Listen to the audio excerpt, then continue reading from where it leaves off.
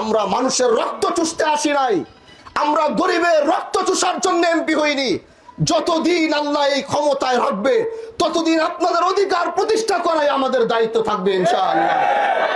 সারা দিন নিজের হাতে ফসল কেটে অল্প একটা বালতির ভিতরে নিয়ে বাজারে বসে তারও যদি সেখানে যদি সেই ব্যক্তিটার উপরে জুলুম করা হয়, তাহলে আমাদের মতো হামজালার এমপি না হয়ে রিজাইন দিয়ে বাসায় গিয়ে আঙ্গুল চুষা অনেক ভালো।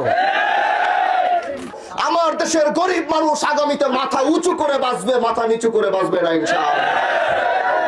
5 কোটি 5.5 কোটি টাকার মসজিদ মন্দির এসেছে, কারো আমার কাছে কোন হিন্দু ভাইয়ের মন্দির আমার কাছে চেতে হয় নাই, কোন মুসলমান এসে আমার কাছে মসজিদ চেতে হয় না। আমি খবর নিয়ে গিয়ে সেই জায়গায় মসজিদ আর মন্দিরের বরাদ্দ দিয়ে আসছি।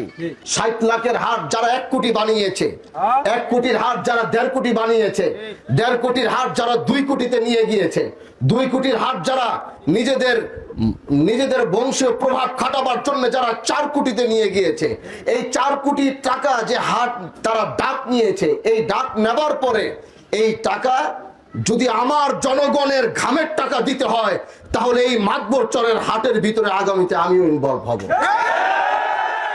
আমি এমপি হবার পরে শিবচরের কোন বাজার কোন ঘাটের কোথাও গিয়ে আমি এবং আমার ব্যক্তিগত কোন লোক আমরা সেখানে কোনো ডাক বসাইনি, সেখানে কোনো কাগজ জমা দেইনি। কোনো হাট আমার নামে আমার নেতৃবৃন্দর নামে শিবচরের কোনো হাট নাই।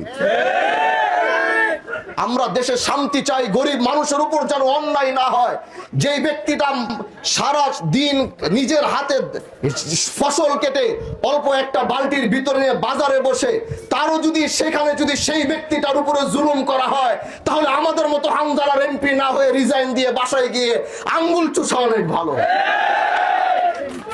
প্রিয় ভাইরা আমার, সময় এসেছে, 3 মাস হয়েছে।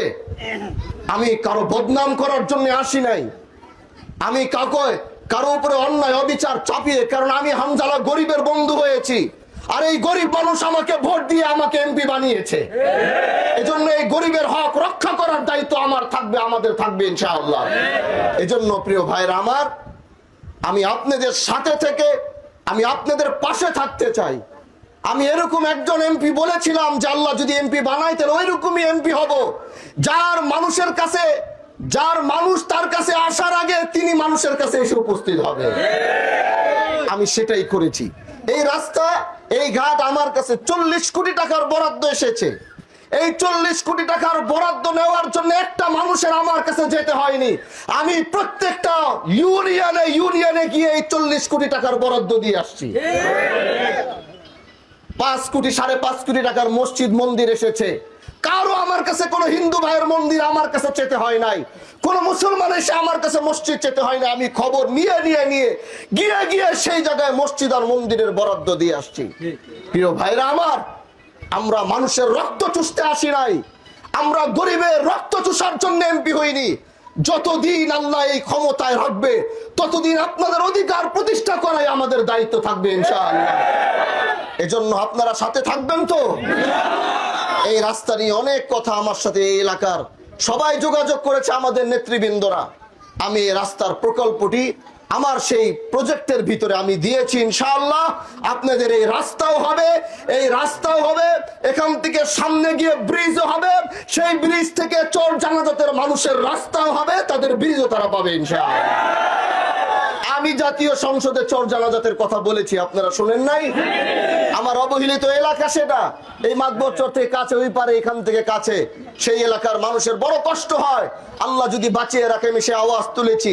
সেই ব্রিজ প্রকল্প কিভাবে আনতে হয়, সেটি বড় প্রজেক্ট, সেটাও আমি দায়িত্ব নিয়েছি ইনশাআল্লাহ। আমি সেটা করার চেষ্টা করব। আমার দেশের গরিব মানুষ আগামীতে মাথা উঁচু করে বাঁচবে, মাথা নিচু করে বাঁচবে না ইনশাআল্লাহ। আপনারা পাশে থাকবেন, সাথে থাকবেন।